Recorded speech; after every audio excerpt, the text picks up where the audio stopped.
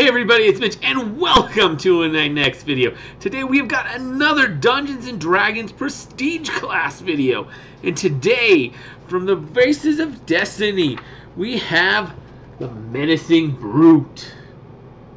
Boom. Yeah, the Menacing Brute. Now, he is quite the interesting character. Let's go over him real quick. So, first off, you have to be a half-orc. Okay, bit of a restriction right there. You have to be any non-good, so you can't be good.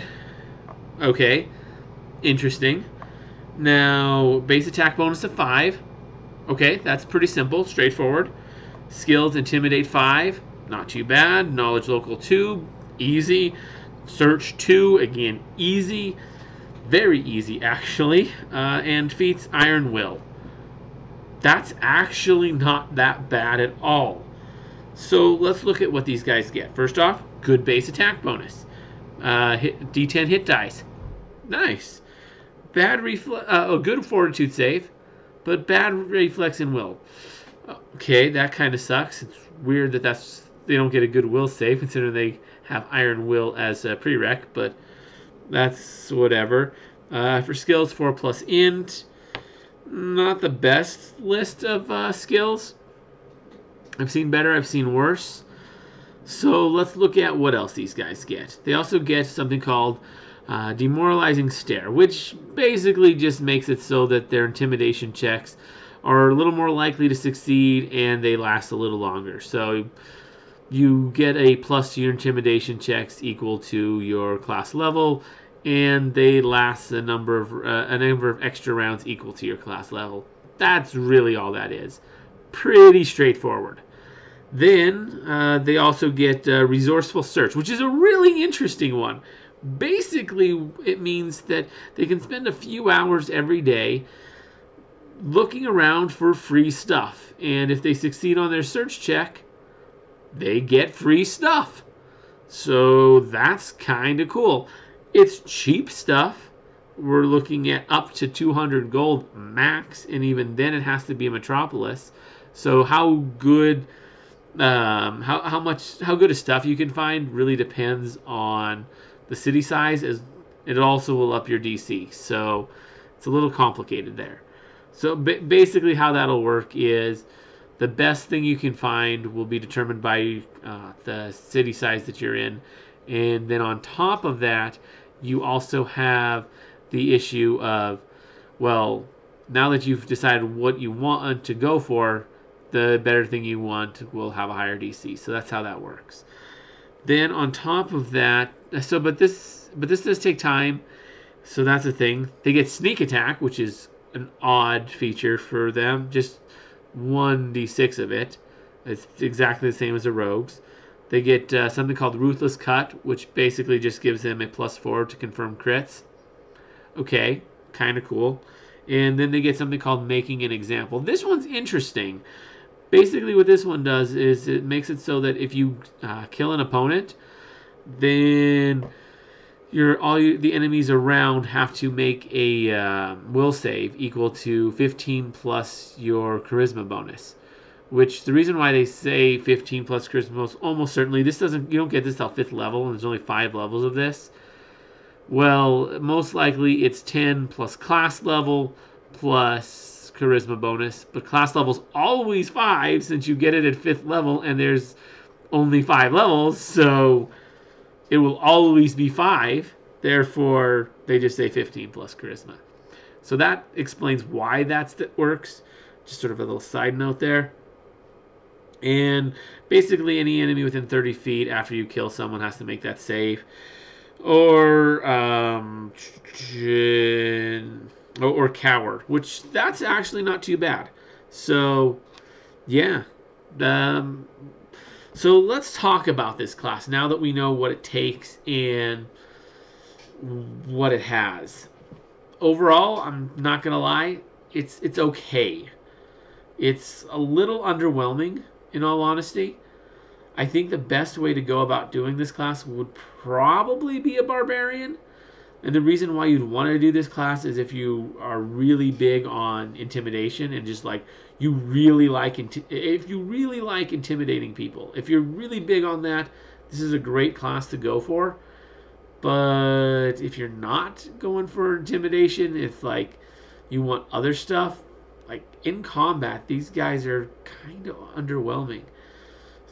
Demoralizing stare, mostly good out of combat intimidation. I mean, it's not your most productive use of your resources, of your action pool during combat. So not the best, even with their advantages of this resourceful. But it's pretty useful out of combat. It's a pretty good way to try and get what you want without having to resort to combat. It's a good non-violent approach. So not bad. You have resourceful search. That's interesting. I've never seen anything like that where you get like free money every day basically. So that's actually kind of cool. You know, but at high levels, it loses some of its potency. Sneak attack's a weird combination on this one. I can kind of see why it's on there. You know,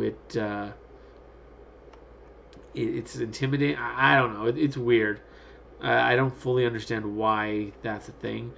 Ruthless cut, cool. It helps you confirm your crits, but at the same time, like, I mean, you don't really miss your confirmation of crit rolls that often. It's kind of rare once you get to higher levels. You hit a lot. Although, I mean, actually, it wouldn't be too terrible for like your second or third if you're doing a full attack. So it's okay if you're for like a later attack, because those ones aren't too accurate usually. Then, of course, making an example is interesting. It certainly has its advantages, although that DC isn't the greatest. A lot of people are going to be able to make it. So, I don't know. Hard to really say with this class. It's okay. It's not great. Its skill source is meh. It's easy to get into, though. You could easily get into it as a barbarian. Very, very easily. You know, put your... You could qualify for the skills at first level. Like, almost. Almost second level, you could qualify for the skills. Because 2 ranks in search and knowledge local, I don't think barbarians get those, but cross class into them, you get 4 points at first level that you can do max. I mean, that you can easily do that, because even a cross class, that's 2, which is exactly what you need. And by second level, you'll be able to get those ranks in Intimidate, which you're going to want to max at anyways if you're going for this class. If you're doing this class and you're not maxing Intimidate, you really shouldn't be doing this class. Like, yeah, this class is kind of all about intimidation. So, yeah. Let's see. And then the feat Iron Will. Not a terrible feat. It's not the best. It gives you a bonus to your will. I think it's plus 2 or 3, something like that. It's alright. There's other ways to there's better ways to up your saves. Although, in all honesty, these stack, so it's actually kind of good to get them all. So it's not a bad feat. There might be better ones, but this one isn't terrible. The non-good, I mean, okay. Chaotic neutral is a common, alignment for something like this anyways. So it's for like a barbarian or something. So yeah, definitely a chaotic neutral character would probably be the best. But you don't have to, especially if you want barbarian. That actually restricts your class choice, your alignment choices down to just 4.